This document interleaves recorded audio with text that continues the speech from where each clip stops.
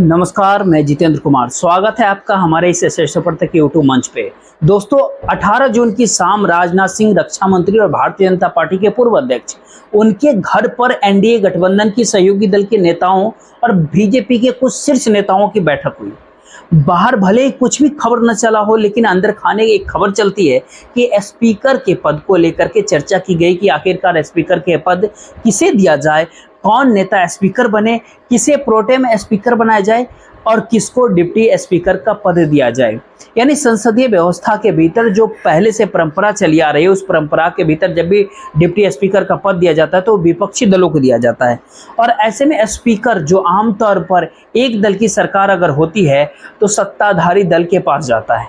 लेकिन जब गठबंधन सरकारों के दौर में जब स्पीकर का पद आप देखें तो 1996 से लेकर 2004 तक का दौर देख ले या फिर 2004 से 2009 तक का अगर दौर देखे तो जिस पार्टी का व्यक्ति प्रधानमंत्री होता है यानी सदन का नेता होता है, उसी पार्टी का व्यक्ति आमतौर पर अध्यक्ष नहीं होता। उदाहरण के तौर पे अगर देखें तो अटल बिहारी वाजपेयी, एचडी देवगौड़ा और इंद्र कुमार गुजराल के दौर की बात अगर की जाए तो 11वीं लोकसभा के भीतर कांग्रेस का प्रधानमंत्री इन तीनों में से कोई भी नहीं था, लेकिन लोकसभा का स्पीकर पद कांग्रेस के पास था।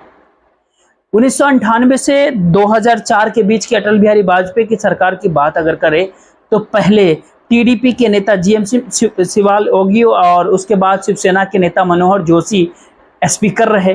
2004 से 2009 की बात करें तो उसके भीतर यूपीए 1 की सरकार के दौर में कम्युनिस्ट नेता, वो कांग्रेस ही नहीं, कम्युनिस्ट नेता सोमनाथ चटर्जी लोकसभा के अध्यक्ष रहे। लेकिन इस वक्त की बहुत बड़ी खबर यह है कि भारतीय जनता पार्टी ने सहयोगी दलों को साफ साफ फैसला सुना दिया है। राजनाथ सिंह ने यह बात साफ कर दिया है कि अध्यक्ष का पद भारतीय जनता पार्टी के पास ही होगा, तो उपाध्यक्ष का पद अगर सहयोगी दल चाहे तो ले सकता है। हालांकि उपाध्यक्ष का पद तो कायदे से तो विपक्ष को दे देना चाहिए, लेकिन सवाल ऐसे में यह है कि इस सदन के भीतर कब कौन सत्ता पक्ष होगा, कब कौन विपक्ष में बैठेगा, इसके बारे में पक्के तौर पर कुछ नहीं अभी कहा जा सकता है। भारतीय जनता पार्टी स्पीकर अपना बनाएगी, ये बात आज राजनाथ सिंह के यहाँ करीब करीब आज तय हो गई। भारतीय जनता पार्टी ने अपना एजेंडा, अपना फरमान सहयोगी दलों को सुना दिया है। लेकिन सवाल ऐसे में ये उठता है कि आखिरकार चंद्रबाबू नायडू के प्रतिनिधि यह सुनकर के कैसा महसूस कर रहे होंगे। चंद्रबाबू नायडू के प्रतिनिधि क्या जीवन सिंह वाली वहां से कहीं बाहर निकल करके कुछ सोच पाएंगे? क्या स्पीकर के पद पर जो उनकी दावेदारी की चर्चाएं हैं अंदर खाने चंद्रबाबू नायडू क्या इस बात को घोषणा छोड़ देंगे कि स्पीकर टीडीपी का बन? फिलहाल ऐसा कुछ कहना जोखिम भरा जरूर होगा कि चंद्रबाबू नायडू अपने मांग से पीछे हट जाएंगे या फिर भारतीय जनता पार्टी की इच्छा या फिर जिद जो कुछ भी हो उसके सामने उस शीश झुका करके बैठ जाएंगे। दोनों ही परिस्थितियों ऐसी दिखाई पड़ती है कि ये सरकार जो अकेले बीजेपी की सरकार नहीं है, यहाँ गठबंधन एनडीए की सरकार है। और गठबंधन की सरकार के भीतर जब तमाम बड़े मंत्रालय भारतीय जनता पार्टी ने अपने पास ही रख लिए, जिसमें गृह मंत्रालय, रक्षा मंत्रालय, विदेश मंत्रालय, वित्त विभाग, रेलवे, शिक्षा, हाईवे, सब कुछ भारतीय जनता पार्टी ने अपने पास ही रख लिया। सूचना प्रसारण, आईटी, स्वास्थ्य सब रख लिया। सहयोगी दलों को झुनझुना जैसे मंत्रालय थमा दिया गया। कहीं बकरी मछली पालने वाला मंत्रालय तो कहीं एक तरह से एयर इंडिया के बिकने के बाद जो परिस्थिति है, नागरिक उड्डयन मंत्रालय में वो चंद्रबाबू नायडू को दिया गया। तो उन परिस्थिति में क्या स्पीकर पद भी सहयोगी दलों को नहीं दिया जाएगा? ये इतना बड़ा सवाल है इस दौर में, जिससे इस सरकार के ऊपर क्या सच में ये एनडीए की सरकार है या फिर सिर्फ और सिर्फ भाजपा की सरकार है? उस तरह के हालात तो कहीं नहीं बनते हुए दिख रहे हैं। ऐसे प्रोटेम स्पीकर के लिए लोगों की चर्चाएं, अलग अलग नामों की चर्चाएं जरूर शुरू हो गई है, लेकिन उसमें किसी की दिलचस्पी नहीं होती है। प्रोटेम स्पीकर के लिए जो है इसमें फग्गन सिंह कुलस्ते, राधा मोहन सिंह और एक व्यक्ति का और नाम चल रहा है। तो इन तीनों में से किसी को भी प्रोटेम स्पीकर बनाया जा सकता है। लेकिन प्रोटेम स्पीकर का काम क्या होता है? प्रोटेम स्पीकर का काम होता है जो सभी सांसद जीत कर आए हैं उनको शपथ दिलवा देना और स्पीकर का चुनाव कराने की औपचारिकता को पूरा करना, जो सदन में स्पीकर का चुनाव हो, लोकसभा अध्यक्ष का चुनाव।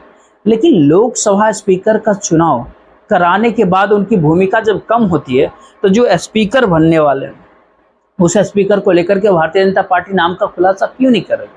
आज जो खबर चलती है वो खबर यही है कि राजनाथ सिंह के यहाँ केवल ये बताया गया है कि भारतीय जनता पार्टी अपना स्पीकर बनाना चाहती है, सहयोगी दल इसके ऊपर अपनी अपनी राय बता दे।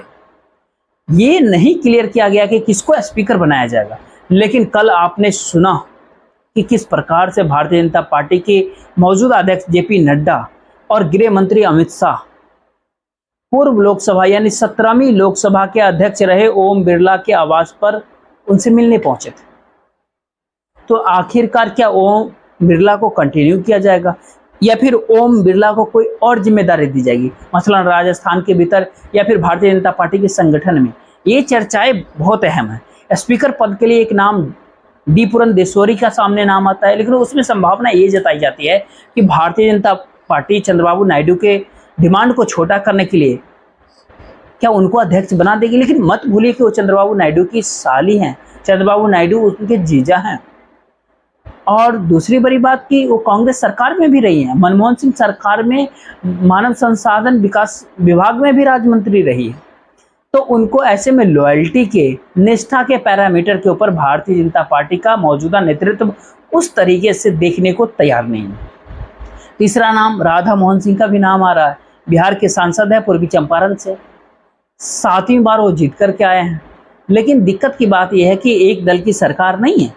यहाँ जिस तरह से, जिस प्रकार से राजनीतिक कौशल की, संविधान और कानून की जानकारी की जो जरूरत महसूस की जाती है एक अध्यक्ष, मतलब एक ऐसे अध्यक्ष जिनकी पढ़ाई लिखाई ठीक ठाक हो, कानून की जानकारी ठीक ठाक हो, संसदीय व्यवस्था की जानकारी ठीक ठाक हो, और वो सत्ता पक्ष और विपक्ष के बीच संतुलन बनाने में संसदीय कार्य मंत्री की जो भूमिका है, संसदीय कार्य मंत्री की भूमिका से ऊपर उठ करके अध्यक्ष की भूमिका को समन्वयक के रूप में, भूमिका के रूप में, एक समन्वयक कार्य व्यक्तित्व के रूप में सामने लेकर के आए। इस प्रकार से राधा मोहन सिंह का व्यक्तित्व कहीं ना कहीं नहीं है। राधा मोहन सिंह आप एक तरह से कह सकते हैं एक बहुत ही प्रभाव छोड़ने में असफल मंत्री साबित हुए थे नरेंद्र मोदी की पहली सरकार में, तभी उनकी दूसरी सरकार में जगह नहीं मिली थी। तो ऐसे में राधा मोहन सिंह का नाम अगर 272 प्लस सांसद भारतीय जनता पार्टी के होते, अपने बूते सरकार बीजेपी की बनती, तो उसमें राधा मोहन सिंह का नाम या किसी का नाम अगर आता तो वो बात अलग थी। लेकिन आज एक बेहद आक्रामक विपक्ष है, करीब करीब 250 के आसपास सांसद है। राधा मोहन सिंह को बतौर अध्यक्ष खुद नरेंद्र मोदी भी नहीं चाहेंगे। लेकिन किस्मत की बात है कि क्या पता राधा मोहन सिंह की लॉटरी लग जाए इस बार। एक नाम रविशंकर प्रसाद का भी लिया जा रहा है। रविशंकर प्रसाद वकील हैं, लोकसभा राज्यसभा दोनों जगह रहे हैं, काबिलियत भी है, मंत्री के तौर पर भी उनकी भूमिका ठीक ठाक रही है। लेकिन क्या भारतीय जनता पार्टी के प्रति उनकी जो निष्ठा है वो नरेंद्र मोदी और अमित शाह क्या उस व्यक्तिगत निष्ठा के भीतर तब्दील होते हुए उसे देखने का मुंह छोड़ देंगे? कि पार्टी की निष्ठा और व्यक्तिगत निष्ठा, ये एक बहुत बड़ा सवाल है। योग्यता तो है, पटना साहिब से जीत करके आए, लेकिन एक व्यक्ति जगदीश शेट्टार का भी नाम आना सामने शुरू हुआ है कि जगदीश शेट्टार को भी भारतीय जनता पार्टी स्पीकर के तौर पर आगे कर सकती है, क्योंकि वो कर्नाटक में विधानसभा अध्यक्ष भी रह चुके हैं, मुख्यमंत्री भी रह चुके हैं। और ये अलग बात है कि बीच में कुछ दिनों के लिए बीजेपी छोड़ करके वो कांग्रेस में चले गए थे, फिर बीजेपी के भीतर आए, लोकसभा चुनाव जीत करके भी आए। फग्गन सिंह कुलस्ते का भी नाम लोग सामने ले रहे हैं, लेकिन उनके नाम को बहुत ज़्यादा दावेदारी के साथ लोग पेश कर पाने की स्थिति में अभी तो नहीं है। यहाँ तक कि नाम चलाने वाले अनुराग ठाकुर का भी नाम लोग चला रहे हैं। जितने मुंह उतने नाम, लेकिन मगर इस दौर में ये सवाल उठता है कि आखिरकार अध्यक्ष के पद पर, लोकसभा अध्यक्ष के पद पर नरेंद्र मोदी और अमित शाह स्वाभाविक है जब बीजेपी के लिए अध्यक्ष पद ले रहे हैं, जो कोई ऐसा व्यक्ति जो भारतीय जनता पार्टी के भीतर हो और नरेंद्र मोदी और अमित शाह के कंट्रोल से बाहर हो, ये बात किसी के गले नहीं उतरेगी। या फिर ऐसा कोई व्यक्ति जिसकी पढ़ाई लिखाई ना के बराबर हो और पढ़ाई लिखाई के नाम पर केवल डिग्रियां ले ली हो, MA BA की, और कुछ जानकारी ही ना हो, समन्वयक की भूमिका सत्ता पक्ष और विपक्ष के बीच न निभा पाए, तो ऐसे व्यक्ति के ऊपर भी दांव लगा करके सरकार अपनी किरकिरी, अपनी मजाक बनाना नहीं चाहेगी। तो ऐसे में बीजेपी यानी भारतीय जनता पार्टी अपना अध्यक्ष चाहती है। ये बात, ये फरमान राजनाथ सिंह के यहाँ सहयोगी दलों को सुना दिया गया है और यहाँ तक कह दिया कि उपाध्यक्ष पद के लिए आप लोग देख लीजिए जिसको भी देना चाहते हैं। लेकिन अंत में जाकर के मामला वहीं अटकता है कि क्या चंद्रबाबू नायडू इस बात के लिए तैयार होंगे? क्या बिहार में नीतीश कुमार, जेडीयू के शीर्ष नेता नीतीश कुमार इसके लिए तैयार होंगे? भले उनके नेता केसी त्यागी जो भी कहे, केसी त्यागी जो बोलते हैं क्या वो उनकी भाषा या फिर नीतीश कुमार की इच्छा से बुलाते हैं? अंदर खाने की खबर चलती है जनता दल यूनाइटेड के डिसीजन मेकिंग में या फिर जनता दल यूनाइटेड के पावर इक्वेशन में नीतीश कुमार के कोर ग्रुप में कोई बहुत बड़ी जगह है नहीं केसी त्यागी के लिए। अन्यथा अब तक नीतीश कुमार उनको राज्यसभा की सैर करा चुके होते हैं, लेकिन ऐसा देखने को नहीं मिला। तो केसी त्यागी के बयान के ऊपर फिलहाल तो नहीं जाना चाहिए किसे बनाई, वो तो खैर अंततः नीतीश कुमार के स्पीकर के चुनाव को भी अपनी बिहार में अपनी इच्छा, राजनीतिक इच्छा की पूर्ति के लिए इस्तेमाल कर देंगे, या फिर वो चंद्रबाबू नायडू के साथ मिलकर के खड़े हो जाएंगे। और विपक्ष जिस प्रकार से संजय राउत इंडिया अलायंस के लिए एक अघोषित प्रवक्ता के तौर पे हो गया, उनके बयान को आमतौर पे इंडिया गठबंधन का बयान माना जाता है, तो वो इस दौर में ये कहते हुए नजर आते हैं कि टीडीपी अपना स्पीकर पद के लिए प्रत्याशी उतारे, अगर उस पर भाजपा सहमत नहीं होती है तो इंडिया गठबंधन भी तैयार है। तो आने वाले कुछ दिनों में इस खेल का पूरा पटाक्षेप होगा। और आज एक बात तो साफ हो गई कि भारतीय जनता पार्टी ने राजनाथ सिंह के आवास पर सहयोगी दल और बीजेपी के जो शीर्ष नेता के द्वारा जो बैठक हुई थी उसमें ये फरमान सुना दिया गया, चाहे अध्यक्ष चाहे जो भी हो, भारतीय जनता पार्टी अपना ही अध्यक्ष बनाना चाहती है, लेकिन अध्यक्ष बनाना और अध्यक्ष अपना बनाने की इच्छा रखना दोनों दो तरह की बातें हैं। इन दोनों बातें के बीच में जो फर्क होती है उसी फर्क का नाम होता है गठबंधन धर्म।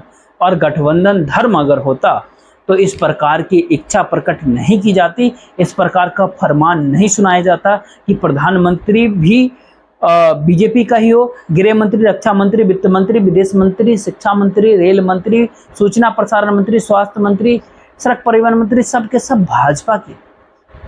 तो सहयोगी दलों को स्पीकर का पद भी नहीं मिलेगा। ये तो गठबंधन धर्म नहीं हुआ, ये तो एनडीए सरकार नहीं हुई, ये तो सर्वमत की बात जो नरेंद्र मोदी करते हुए सामने नजर आए वो वाली बात तो नहीं हुई। आगे देखिए होता क्या है, लेकिन आज के फरमान से सहयोगी दलों के एकदम से एक अजीब स्थिति उनके मन में जरूर उत्पन्न हो गई कि क्या सरकार क्या पहले हफ्ते में सहयोगी दल को अपने ताकत का एहसास करा दे या कुछ दिनों के लिए सरकार को राहत दे दे। देखते रहिए क्या होता है, क्योंकि इसके बाद एनडीए शब्द जो है प्रयोग करना जब स्पीकर भाजपा अपना बनाना चाहती है तो ये बहुत ज़्यादा उचित नहीं होगा। फिलहाल के लिए देखते रहिए इतना ही, मुझे दीजिए इजाज़त। जय हिंद।